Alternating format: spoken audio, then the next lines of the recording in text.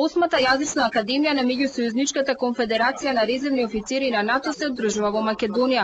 Досега таа се одржувала во земји кои набрзо потоа станале земји членки на НАТО, што се толкува како уште еден знак дека до година Македонија ќе добие покана за прием во алијансата.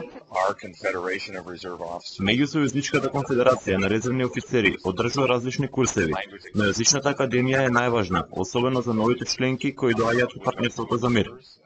НАТО забележуваше дека македонските војници не го говорат добро англискиот јазик. Сега според директорот на јазичната академија тоа е минато. Повеќето македонски офицери добро го зборуваат англискиот јазик и јас сум многу задоволен. Организаторите од Македонската организација на резервните офицери на гостите од НАТО ќе им го презентираат и македонскиот јазик. Ќе настојуваме низ нашите предавања за активностите од просторот на Македонија, предавањата да ги одржуваме на македонски, со тоа што ќе бидат преведувани на соодветните јазици, ради тоа што слушателите не го познават македонскиот јазик. Во наредните 14 дена јазичната академија во Македонија ќе посетуваат околу 100 резервни офицери од 20 на земји членки на НАТО и партнерски земји.